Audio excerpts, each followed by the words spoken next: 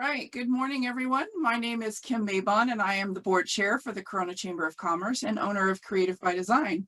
We have some great information to share with you today, and we appreciate you taking the time to join us. As all of our weekly calls are informative, we continue to assist you in creating vision and bringing a variety of speakers and topics. I will be sharing the agenda today with our president and CEO, Bobby Spiegel. Bobby? Thank you so much, Kim, and thank you all for plugging in today. It's a very special day, the series of the 3 questions that our former assemblyman and our chair of our legislative action, Jeff Miller, will be sharing and talking with Jim Dorsey. But I wanted to talk about our sponsor today, about employment, express employment professionals. And there's a lot of things going on in the employment industry. I know that many businesses are seeking temporary to permanent placement. This is the company to connect with. They are one of the top in the staffing companies in the United States and Canada. Paul Binder-Badisha is the representative. She owns this franchise here, and she has been recognized by their organization multiple times. It's because of her dedication and commitment to get to know you as a customer, and then also for her to place the right person, the right time, and allow you to do what you do best. So if you're looking for employment opportunities for someone to be brought onto your team, you can feel confident by getting a hold of Paul Binder-Badisha at Express Employment Professionals. Kim, back to you. Thank you, Bobby. A reminder to please use the chat button to ask any questions. Send your questions to Chamber Host and we will verbally ask them at the appropriate time. And I'm turning it over back to Bobby. Thank you. I've just got a couple of things, and I want to remind you that this recording, as every Wednesday, will be able to be viewed time and time again. It's on our YouTube channels. But I did want to give a snapshot of the next 90 days, and particularly I'm going to start with tomorrow. Lots of things going on July 1st. Can you imagine 6 months of our year is completely over with? But the city of Corona passed a 1% sales tax, and it goes into effect tomorrow. So any of you that perhaps sell retail, any of you that use the POS systems, make sure that your sales tax goes up to 8.75 if you're located within the city limits of the city of Corona. This was an approved measure through Measure X that was voted on in November of 2020. So we just want to make sure that you are aware of it. We've been promoting it and notifying people, but we've got a lot of phone calls in the last day and a half that have been asking, is it really set? Yes, it is. So please change your systems to reflect that. The next thing that I'd like to do is, of course, invite you that we've got a couple of things. Tomorrow night, we've got our networking, the Circle City Social. It will be up at the beautiful Staybridge Suites. And Anthony has plugged in that information for the bit.ly. If you'd like to register, we welcome you. It's going to be a great opportunity for you to network pretty much one-on-one with several different individuals, and we encourage you to bring your business cards. I am not sure, but if you did want to exhibit, please get a hold of Desiree today. I'm not sure if she's still got one spot left or not, but connect with her at the chamber. The bit.ly on that is bit.ly/CCS July 1.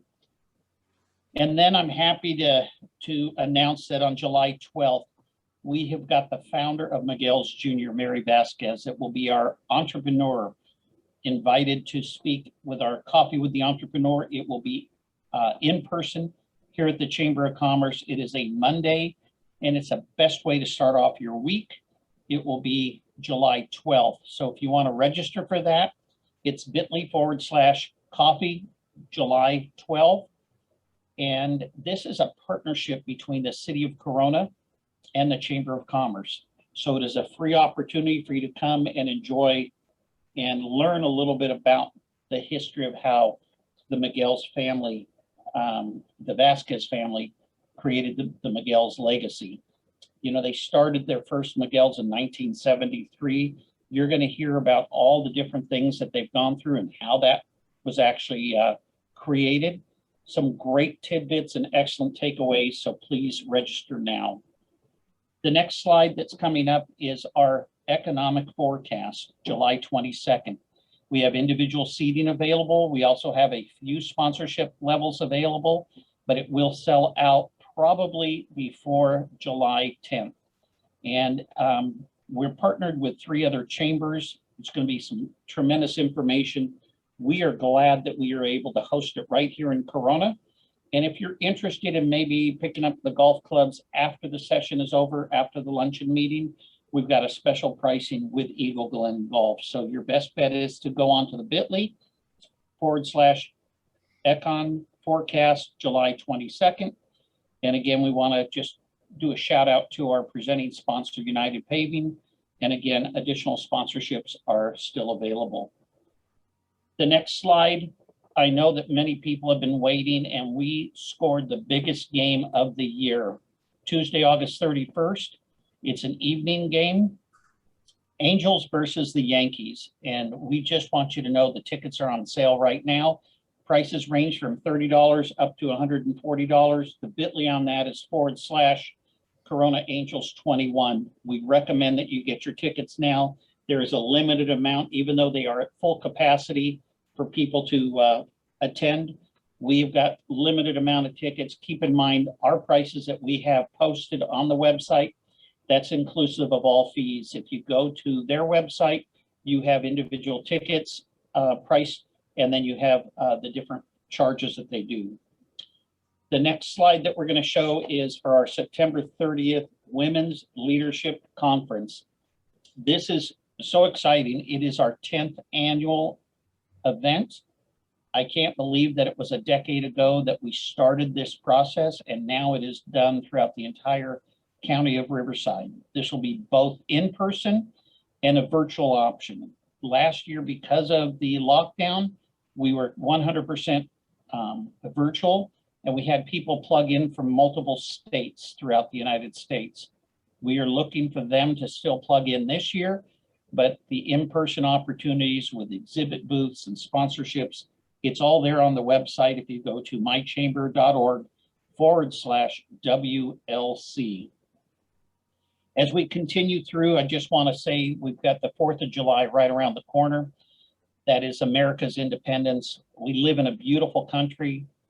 We need to continue to respect and honor our freedoms. I want to say thank you to all the men and women that have served our nation, that have given the ultimate sacrifice, that have provided us all these years of freedom, to the law enforcement and first responders and all the people that worked during the lockdown this last 15, 18 months. I thank you for your commitment to serve others. And now I want to turn it back over to Kim. Thank you. Thank you, Bobby. Anthony, do we have any questions regarding the topics he shared? There are no questions. Okay. Well, as we begin our segment titled 3 Questions, I want to remind you, if you have questions for this topic, please put those questions in our chat box, and the chamber will ask those at the appropriate time. Before we begin with the 3 segments, let me share that our moderator, Jeff Miller, was voted by our Chamber Board of Directors to be our chair of the Legislative Action Committee, which oversees these weekly meetings and our advocacy outreach. Jeff has a pretty impressive background. He formerly served our community in many roles, including as Corona City Council member for 8 years and as mayor of Corona. Jeff also served the state of California as an assembly member for 4 years. He worked both sides of the aisle and has been an author of many common sense bills. He is a small business owner with his own insurance practice for 45 plus years. And through his various experiences, he truly understands a business owner's needs, concerns, and troubles. Jeff has been a key member of our legislative outreach, assisting the Corona Chamber to be at the top of its game. And as chair, he will continue to assist us. Congratulations, Jeff, and thank you for your commitment to volunteer to help the Corona Chamber. Today, Jeff will host Jim Dorsey on today's meeting. Jim Dorsey is the owner of Jim Dorsey Photography, and for over 30 years, Jim has photographed in the Inland Empire and has continued to do what other photographers don't want to do. At the age of 8, he was given a camera as a gift, and since then he has honed his skills to become one of the top photographers in the area. Jim has photographed more than 1,800 weddings and has experience in all areas of photography. He shoots portraits, products, houses, food, and has a long list of celebrities that he has photographed. You name it, and Jim can take the most amazing picture of it. He is enthusiastic and has a lot of fun doing what he loves. He is truly an amazing entrepreneur. Jeff, take it away. Okay, Kim, thank you so much. What a great introduction. I appreciate that. First, I'd like to just welcome Yolanda Curio and Jason Scott, who are on the call. It's kind of an elected thing that, you know, they served in office, and we appreciate them taking the time to be part of this call.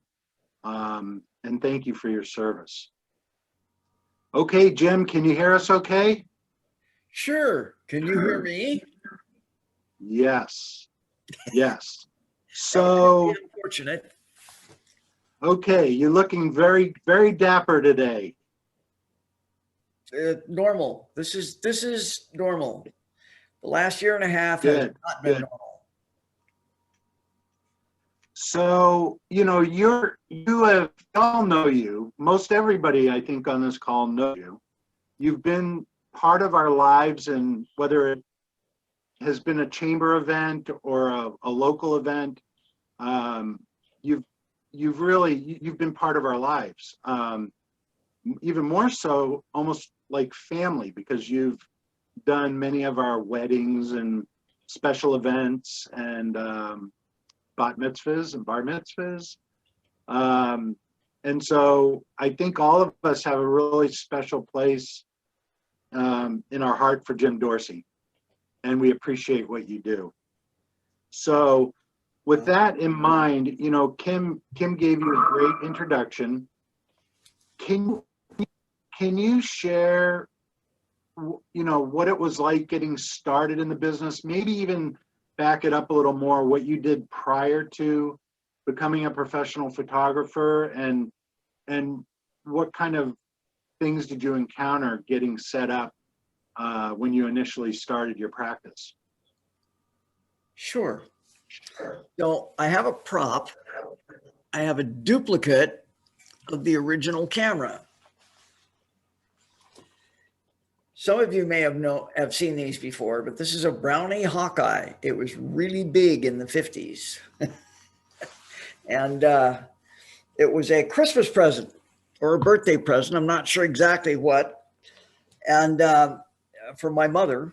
And we lived with my grandparents. And I grew up with my grandparents and my uncle. And so I probably have a little different set of values than people in my generation. But the whole thing is, just to give you the snapshot version, no pun. Well, actually, there was a pun intended. So the camera started it off. I was very fascinated by it. It was fun.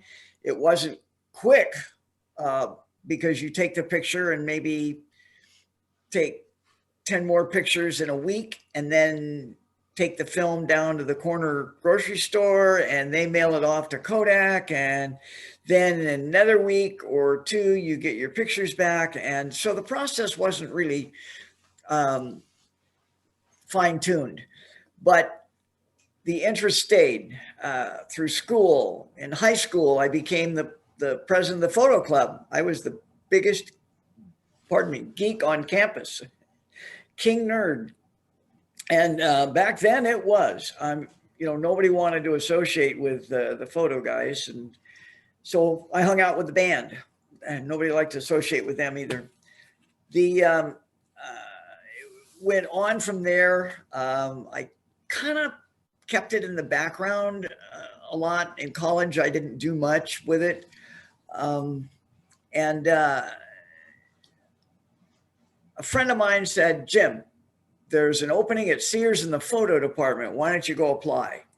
So I did. And I didn't get in the photo department, but I got hired into the biggest adventure of my life to date.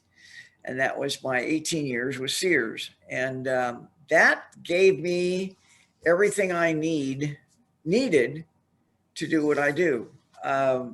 It was a great training ground, and it was unfortunate that when I got into corporate management and realized they weren't paying, they stopped paying attention to the employees and the customers, and more about whatever it was.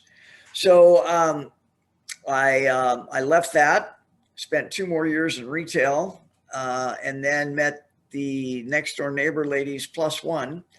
But in 1984 was when my business became a business. I started flying hot air balloons, and with Dr. Dave Dixon in town. Answered an ad, free hot air balloon ground school. Well, I had 2 really great words in it, free and, well, hot air balloon, I guess, is 3 words. And it was like I went from avid amateur to professional overnight. I came back from a weekend event in New Mexico, and there's our phone that rings constantly. Somebody's going to grab that. So, and oh gosh. And anyway, in one weekend, I made $1,000 just selling prints when I got back because nobody here had seen it. And the balloon gave me an introduction to a lot of different things. The next door neighbor ladies plus one and I went partners on a balloon to help his business. Then I wound up joining his business and then taking over his business. It was a moving and storage business. And again, the whole time I'm taking pictures. This lady wandered into my office and said, "Gee, do you do weddings?" And I go, "No, but a lot of people have asked." And in the back of my mind, I'd thought about it. I'd done all the legwork. I heard all the horror stories. She convinced me that I needed to do her wedding. And I did. I took a friend who helped me, and we had an absolute blast, and everything that could have gone wrong for that girl went wrong. But we just jumped in and helped. We set up the chairs, we set up the gazebo, we helped with everything, and they were all from Texas, and I accidentally slid into my Texas accent, and the grandmother thought I was from Texas. But anyway, the stories at weddings, geez, I could do another whole series on that. Jim, what year did that happen? Do you recall? Well, 84 was when I started taking pictures. 1990 was when I jumped ship. Probably 87, because for 3 years I did both. I had a photography business and I was running the moving business. And 90 was when I jumped ship and went to do this full time. And full time, the rest is history. The biggest thing that happened there was Peter Fischetti that owned the Corona This Month magazine convinced me you didn't have to sell hard. I needed a family. I needed to be involved in something. But he convinced me that if I didn't join the chamber, I wouldn't succeed. I would make all the connections I needed to make by becoming a chamber member. Well, I don't just join, I merge. And the first thing I did was become an ambassador and put myself in front of everybody. I learned early on in life that if you volunteer, people will take you, regardless of your abilities. And I was constant at that. Anything that would come up, I would volunteer to do. And it was that way at work. It was that way in my own business. And it's still that way today. When things don't work well, I just volunteer. But the wedding business, I'd like to update. It's 1,800 is kind of an old number. It's well over 2,000 now. And although I'm not producing the same number every year, I still have the same attitude. And I love taking pictures. And I love I love people. So it's Jim, I good. think you kind of answered the question, but I just want to make sure. So back then and currently, you obviously are juggling volunteer time, your professional work as a photographer, and then Linda, family. How do you juggle all that? How does that work for you? Well, the business has always run out of the home. So I'm pretty much here a lot. But the juggling, I don't know. I guess I've always done it. I don't consider it juggling. It just kind of sort of flows and melds. There was a time that I was gone a lot, and that was when I had the day job in retail. And when I left that and worked I ran the motorcycle store in Corona. I was the general manager of Circle City Honda. And I was here for the first time. And those were the formative years of our daughter. She was a high school cheerleader, and we became the adoptive parents, and we were active in the church, and we were just a family of volunteers. And Alicia teaches, so she's teacher of the year last year or the year before in Corona. And I guess I don't have a definitive answer as to how I juggle.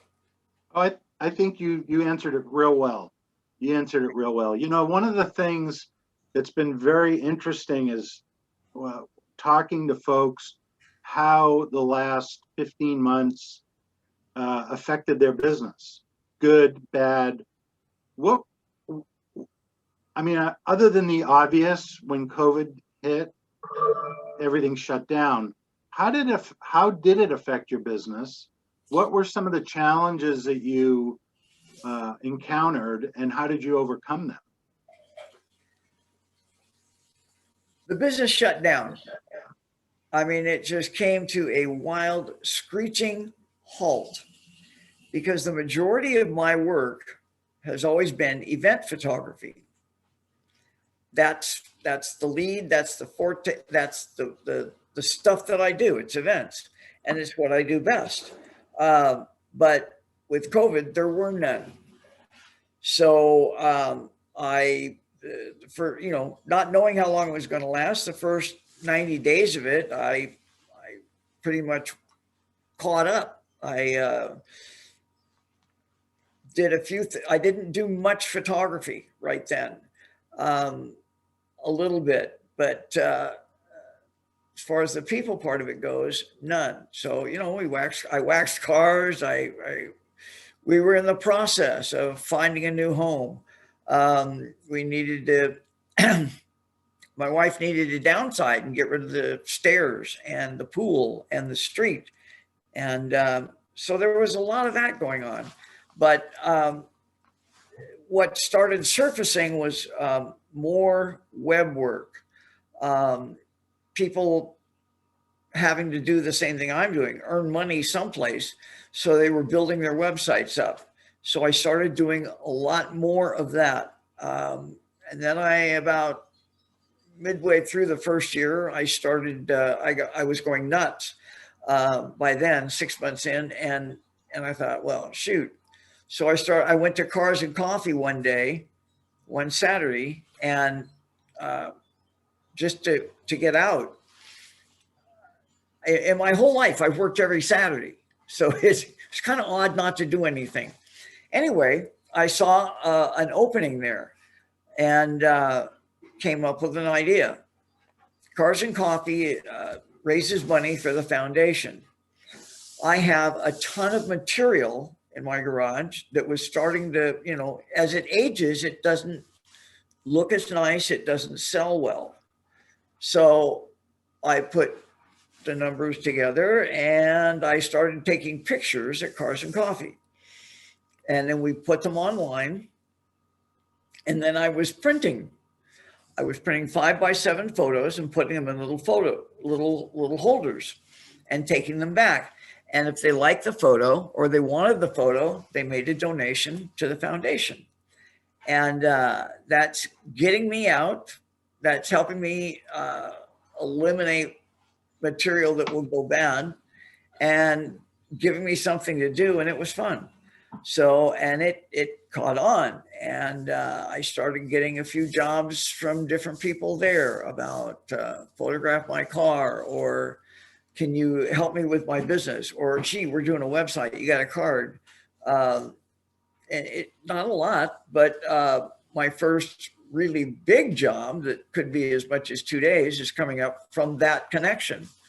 And it led to more. And then the weddings that I had booked and were canceling, they asked if I could do like a small partial for them. And so I would go in and do a very small family thing in a park. And I did a bunch of those. And then they're going to do the let's see, what's the word I'm looking for? The party part of it, the receptions are now all coming up, and I'll be doing those. So it just kind of stalled off, and I'd had a very large job that paid right at the first of the year. And so the cash flow, since I wasn't doing anything, I wasn't spending anything, and I'd learned from the last recession to be frugal, but I managed to survive that first year. And then the second year that we started, which we're in now, just kind of the same way. I had a few large jobs and just enough to make sure that things just kept running. And in the spare time, there is no spare time. I volunteer. I do work for nonprofits that need things. Chamber that needs things. I just like to shoot. Jim, Cameron. So I've got a ton of questions, but I know folks on the call are going to have questions also. And I'll before we go there, I'd like to just, did COVID, or I call it cootie, the cootie, how did it change how you're going to do business in the future? Obviously, I assume you're extremely busy right now. Things are starting to gear up. And is there anything you learned from it that you're able to apply to your business model and adopt? Well, I'd already learned that nothing is for sure from a couple of different recessions and then a very bad one, that you have to be prepared for anything no matter what. You can never think that this is not going to turn off. There was a period in business that I thought, oh my gosh, I'm set for life. I mean, my door was always open. It just seemed like I couldn't turn it off if I wanted to. And then the recession hit, and that was a big learning. That was the worst learning thing ever. So when COVID hit, I was already practiced. I kind of knew what to do. Yeah. But I don't think it's going to change anything that I've been doing. No, I don't think there's going to be a whole lot of difference in the future than there is now. There's more photographers, way more. Every time something devastates the economy, people grab their cameras and go out and become professional photographers. It's kind of sad because most of them don't do the work to go with it. They can take good pictures. The trick is to take a lot of good pictures at one time, just one or two. Jim, I'd like to open it up. I'd like to open it up to some questions for the folks.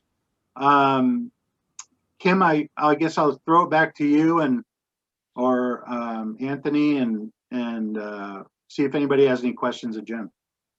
Thank I you just so saw much, one Jeff, question. and thank you, Jim. Anthony, do we have any questions for Jim? We actually have quite a few questions. One of them is, how did you adapt from cameras using film to the new digital technology? How long did it take you? That's the, that's the one I saw. I did not adapt well. I was very frustrated. I was mad. I was angry. I had a lot of money invested in film cameras, and I didn't think it was going to stay. And but it did. In fact, it didn't just stay; it took over. I went from shooting film on Saturday at a wedding, and Monday having to start shooting commercial work with digital, because that's what the magazine that I was shooting for, Inland Empire magazine, they needed to move to digital. For them, this was a boon.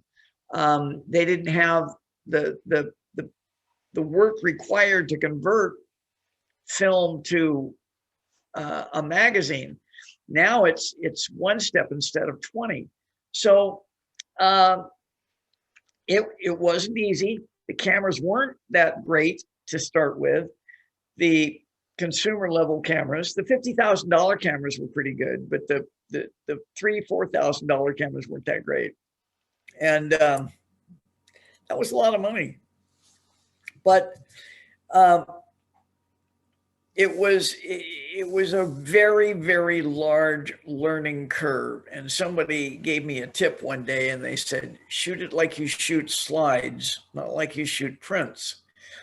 And that helped a lot. And the reason is that when you take a picture with a film camera and it's slide film, you get what you shoot, period. If it's underexposed, it's still underexposed. If it's over, it's still over. And if you shoot it right, it comes out right. And taking that attitude with it helped me quite a bit. But it wasn't easy, and it took me probably most of that year to become really, really proficient in it. I wouldn't even say good. Let's just say proficient. But now it's they say if you can shoot with a 35 millimeter camera, as it's an extension of your hand, and you don't have to think as much, then you're there. Because you don't have time to think sometimes. That makes sense? Makes I think I did. perfect sense. Thank you, Okay. Jim. Next question is, what was your most notable photo shoot? Ooh. Most notable was probably George W. Bush.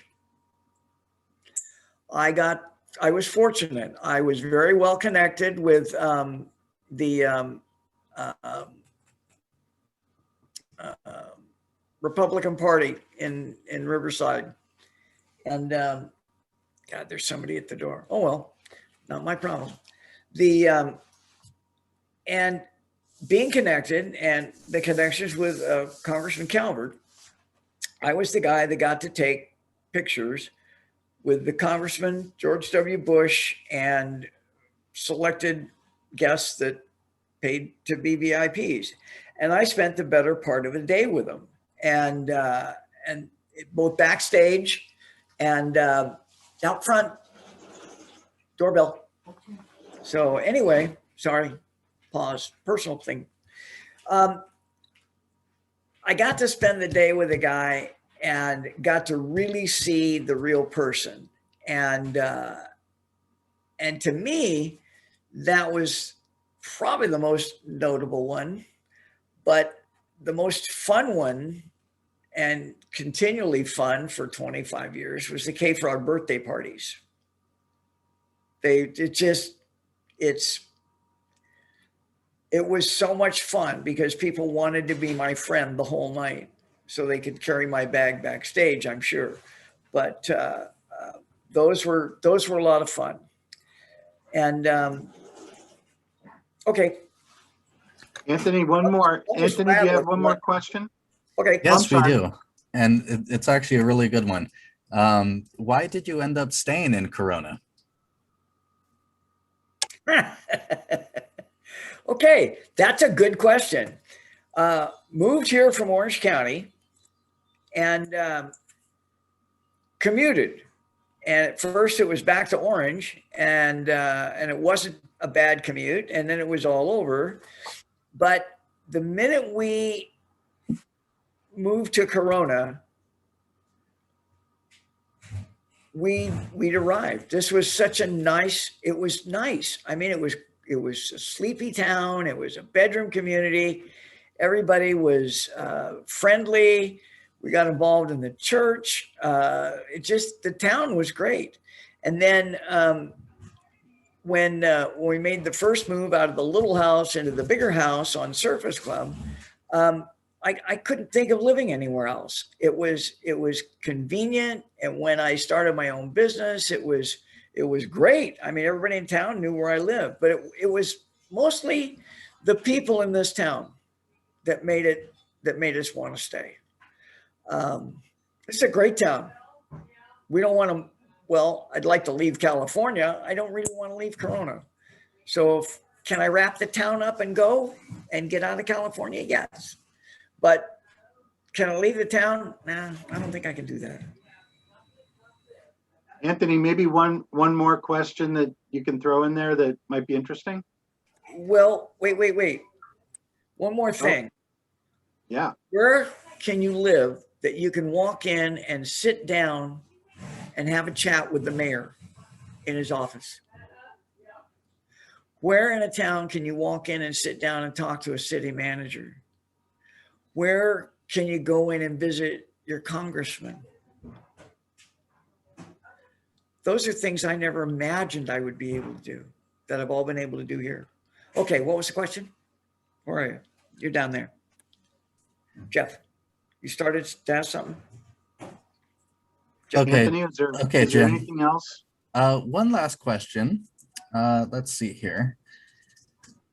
Have there been any legislative issues besides COVID that we just got into? Have there been any legislative issues that have impacted your business? I know as a service industry, knowing the state of California is really cracking down on independent contractors. What advice do you offer to other business folks kind of to survive? Fly under the radar. If you're an independent contractor, there's a whole different set of rules. I don't have an HR department because I don't have any employees, and I think that I've managed to skate by and not have any major issues or been affected that much is because I don't have employees. I occasionally need an assistant, and it's a one-shot deal, and it doesn't fall under any category. I did employees for a long time. I dealt with the state. I dealt with work comp problems, and I didn't want to do it again. So that's probably why I do it the way I do it. But if it wasn't for the fact that I didn't absolutely love what I do every day, and every day is different, I'd have been working, and I'd probably be retired. I'd probably be going nuts right now. But Hey, Jim. Yeah. So, Jim. Yes. So if other than running into you at pretty much every event in town, if somebody wanted to hire you, how should they get a hold of you? Call. Just give me a call. If you're a real person, you can call my cell phone. If you're a robot, please call my office, because I don't answer that unless you leave a message or start talking, and then I'm right there. I'll grab it. So Jim, is it okay if we go ahead and put your cell phone number in the chat, or would you prefer your business number in the chat. Either one, put them both in there. Thank you. Anthony will do that in just a moment, and we'll move on to our next segment. Gosh, I so appreciate you, Jim. I appreciate you, Jeff Miller, for this segment, but I believe that due to timing, we also need to move on. I'm asking Anthony to put any other questions in the chat. Jim, if you could be kind enough to look at those and maybe respond. And Sure. now that we're going to put your phone number in, people that can, they can call you and ask you questions as well. Anytime. Kim, it's back to you. Okay, well, according to the agenda, it's back to you, Bobby. Where the heck am I on this then? Is this, It's membership. It's on first. thank you. Okay, so for those that may not be a member, we encourage you to connect with Robert Yanez. He is our membership specialist. But I also wanted just to reach out to those people that are members. If you are doing business with somebody else that it has a business and you're writing checks to them, they are one of your vendors, please connect with Robert and connect with them so that we can get them part of our chamber family. And there's some nice referral benefits for you by doing that. So get a hold of Robert at mychamber.org. Thank you, Kim. Thank you, Bobby. At this time, we will shift to our advocacy segment where our legislative advocate, Jeff Gibson, will share. Keeping a pulse on what's happening in Sacramento and Washington, D.C. can be a full-time job. With Jeff Gibson's thorough and complete research, he helps the Corona Chamber to act timely on projects and initiatives that help make a difference in shaping our community. As owner of Occidental Communications Group, Jeff Gibson takes a 40,000-foot view on most of the proposed bills, then dissects them to our level and how we as business owners and managers will be impacted by these proposed bills. His knowledge of complex political issues and the great relationships he has built ensure the Corona Chamber has all the tools to be effective on behalf of the business community. Please help me welcome Jeff Gibson to share a legislative update. Good morning, everybody. Thank you, Kim. I appreciate that. Thank you, Jim, and thank you to Assemblyman Miller for their interview. It's always enlightening to hear how people have gone through the same processes that we've gone through as a group on an individual basis.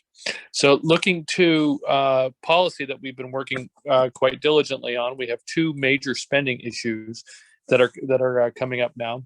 The first was approved last week, and that's the state budget, which came in at $262 billion. To give you an idea of the scale, the last budget that Governor Schwarzenegger worked on was in the range of $100 billion with additional funding. So just in the amount of time that we've been doing this committee, the size of state government has grown by 260%.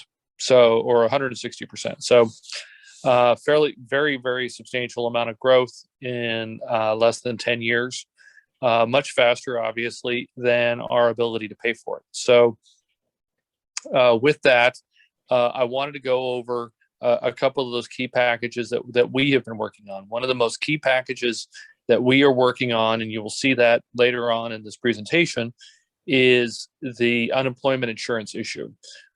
California's unemployment insurance is insolvent.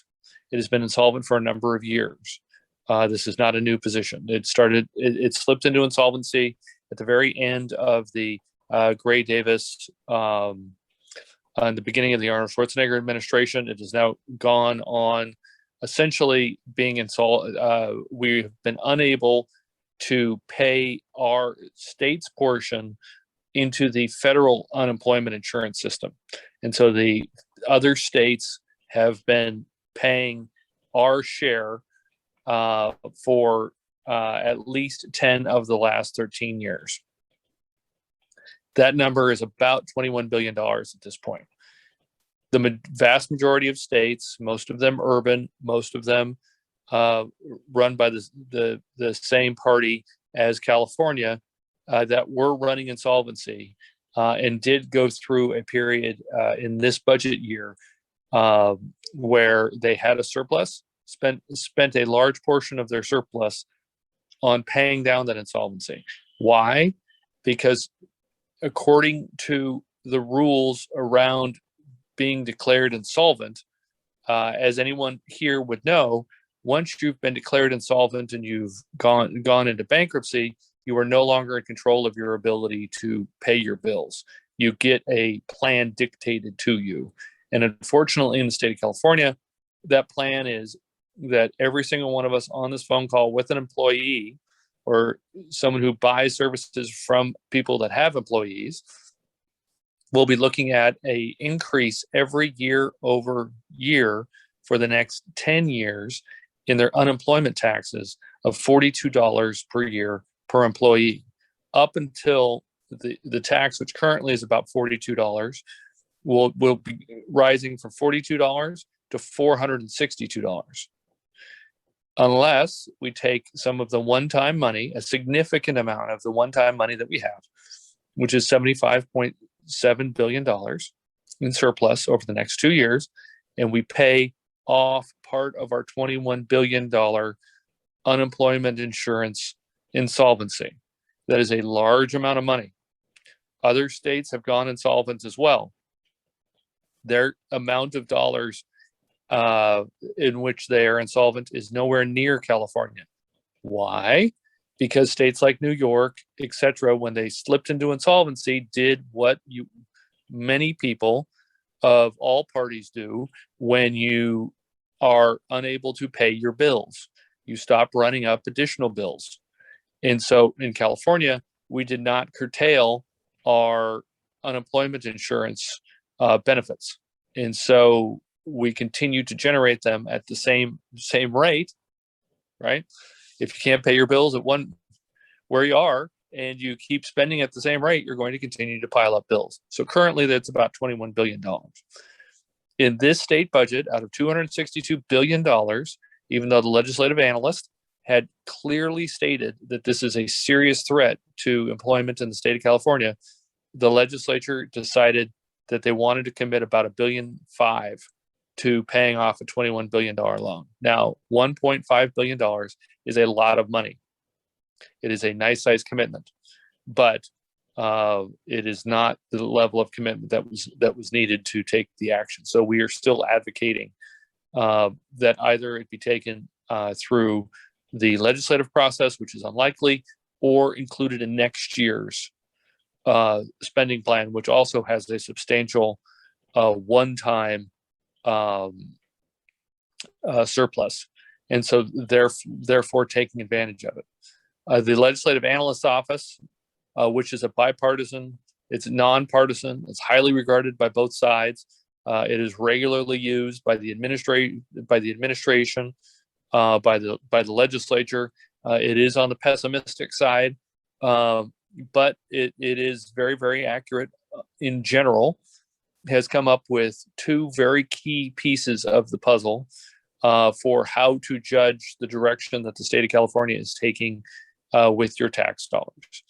And the first is that they are recommending that the state take a multi-year budget process instead of pretending that each year is separate from every other year, which of course we know 2022 is going to be different than 2021.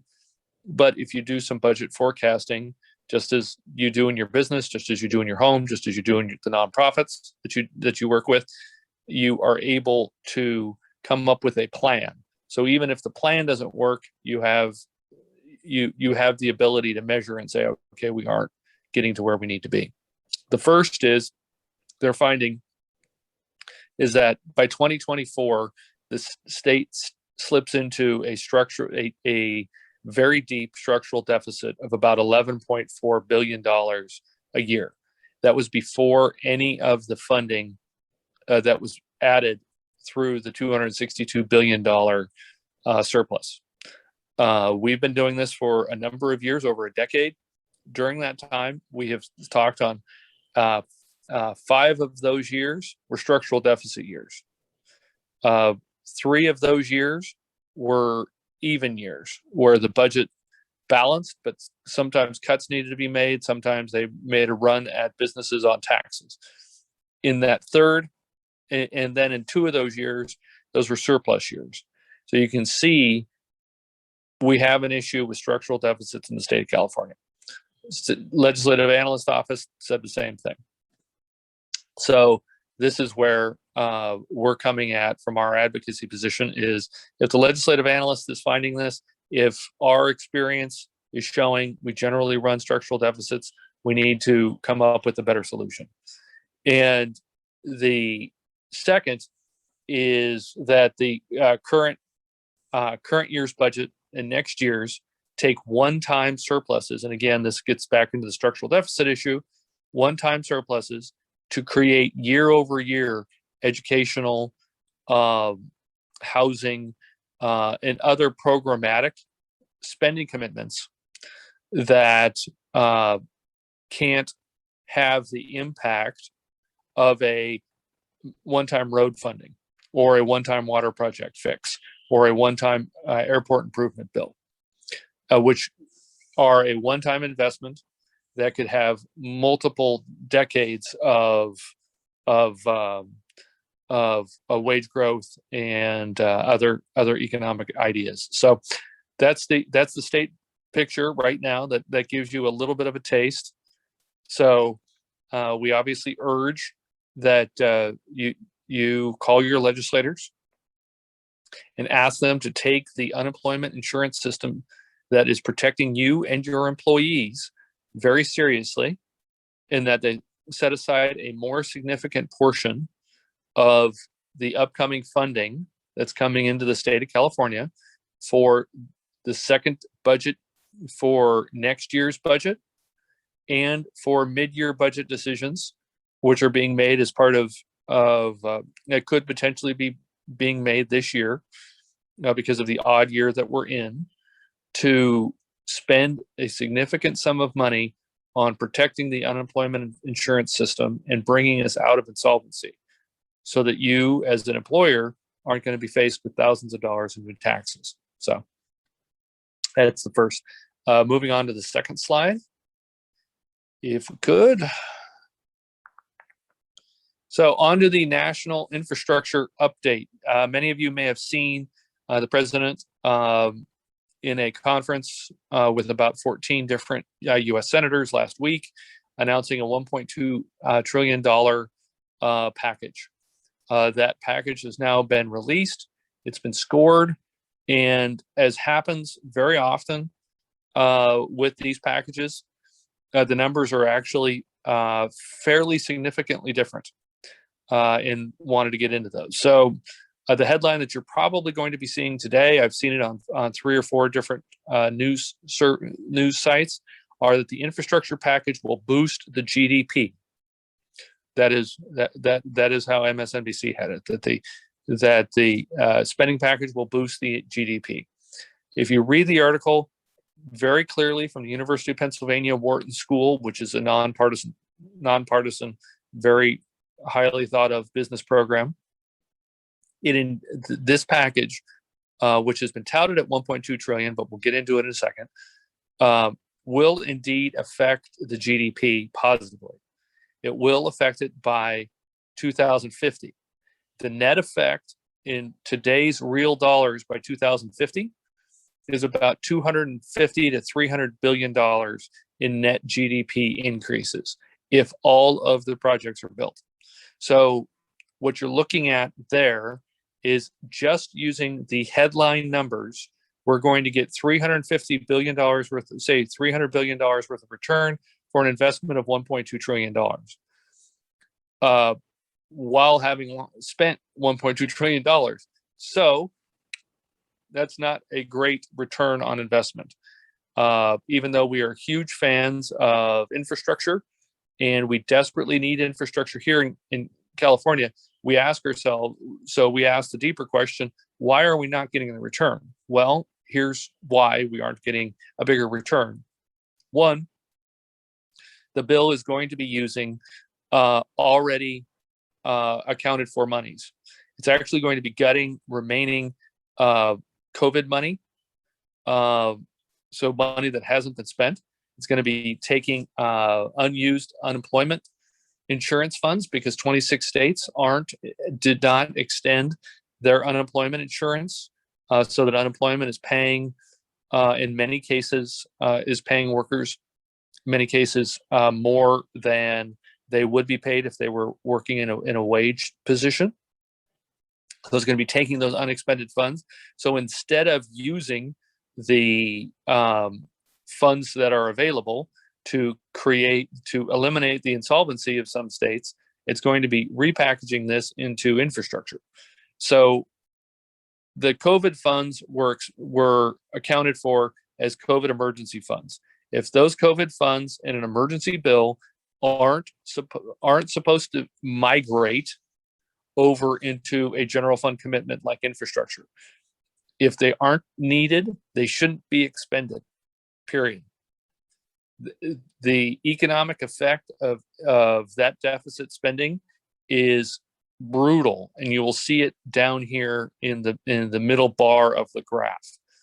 The package, and then the secondary funding source for these infrastructure projects is a change in the enforcement rules for the IRS, that many of the corporate protections that most of the people on this call enjoy and would be stripped away, providing $90 billion a year in additional funding for the federal government. So what we're doing now is you're doing if you remember on our trips, we're into a quote unquote pay-go situation. Pay-go was invented during or was brought back to life during the Obama administration. It was invented during the 1970s, when we as a country were going to descend upon Washington, D.C. and make sure that they never created a deficit again, which were driving us into inflation. I know that would never happen in modern history, where you'd have deficit spending stoking inflation. So none of us can sympathize with any of that. I'll see you at Costco in a couple of minutes to buy a $25 per pound steak. So the idea of pay-go was that we're going to treat the federal government as if it doesn't have any money, even though it has trillions at its control. And every single thing that we spend has to be paid for with a program that may or may not become a reality. And so therefore we can go back to our districts and our voters and tell them, hey, we've paid for that. It won't create any deficit spending. We've paid for that. It won't create any deficit spending. Well, under this infrastructure package, the deficit doesn't start to go down until 2050. I don't know many people who could get a loan on a house or a loan for their business from a bank and say, I've got this great idea. It's going to be fantastic. I will start paying you on the loan in 29 years. That just isn't kind of the way we look at things successfully. And in our experience, what ends up happening are that you get the spending, that's for certain, but you don't get the revenue on the tail end. But smaller taxpayers do get harassed. You end up losing several of the economic considerations of why you organized your life and your business a certain way, on and on and on. So the second piece about this package is that it will spend $600 billion over the next 15 to 20 years. Why is it scored at 1.2 trillion? That 1.2 trillion package is 600 billion in spending, $600 billion in revenue from the IRS. So once you dig past the headline, you realize that it's $600 billion in new spending. So we're not talking about $1 trillion. We're actually talking about 600 billion, about half. And then you get into what is infrastructure. Up until this administration, infrastructure meant public infrastructure, water projects, road projects, rail projects, airports, all of the things that we in Corona know drive business. But what you've done is you put into that daycare facilities, ongoing social programs, and other issues that may or may not have a nexus to transportation or other public infrastructure. And so what you end up getting from that is a less defined economic impact. And so what we've tried to do here is use Wharton's numbers to show you on the bottom. So just going left to right, the $1.2 trillion, this amount is in billions of dollars. So we've scored this at 1,200, which is 1,200 billion. Just to give you an idea of how much we're talking about. So 1.2 trillion is the advertised price of the bill. We're actually going to be getting out of that $600 billion in new spending.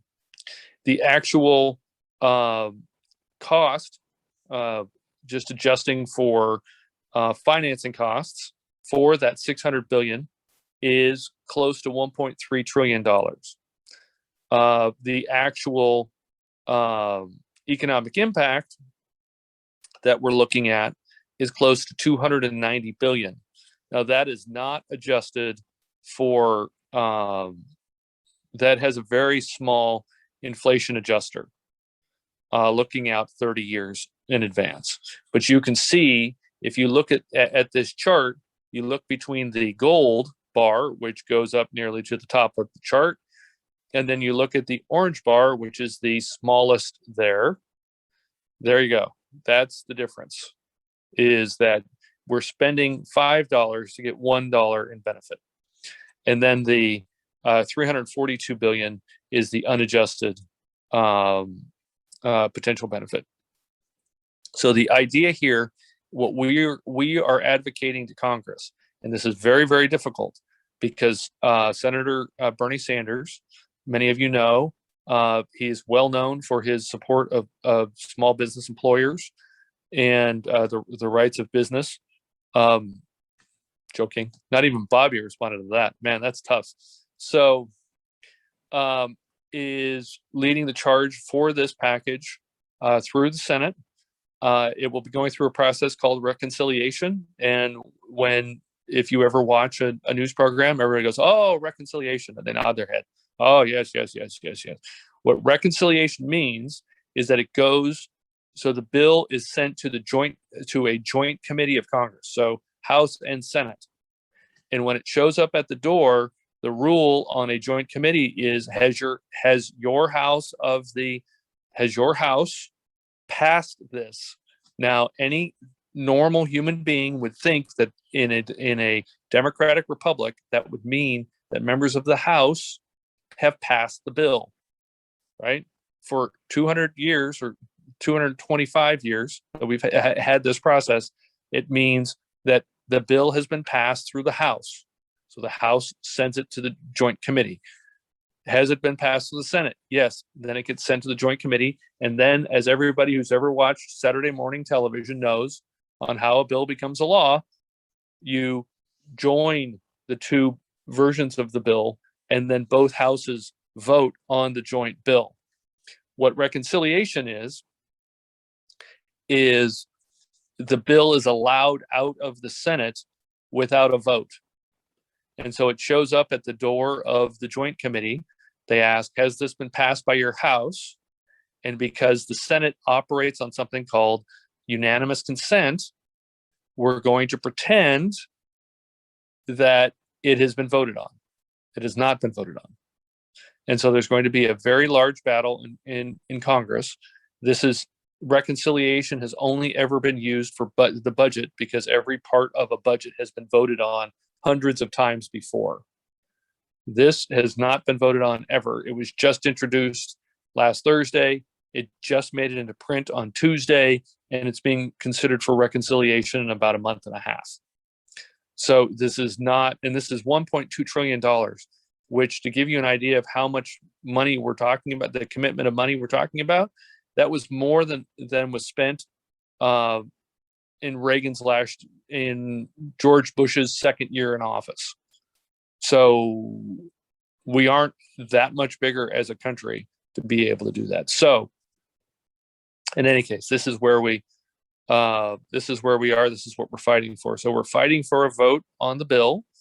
We're fighting for, if it's an infrastructure bill, then it should only cover multi-year actual infrastructure, which are roads, water systems, airport improvements, all of those economic pieces of the puzzle. If it's not an infrastructure bill, then take that name off of it. And then we can judge it based upon those merits. It's not that we don't want daycare centers funded. We don't want social programs funded. That's not our argument. Our argument is that you're using a policy consideration for infrastructure for what is actually ongoing general fund entitlements. So in any case, I think I've beaten that horse is well past the SCPA's willingness to allow me near animals. So let's open this up to any questions. And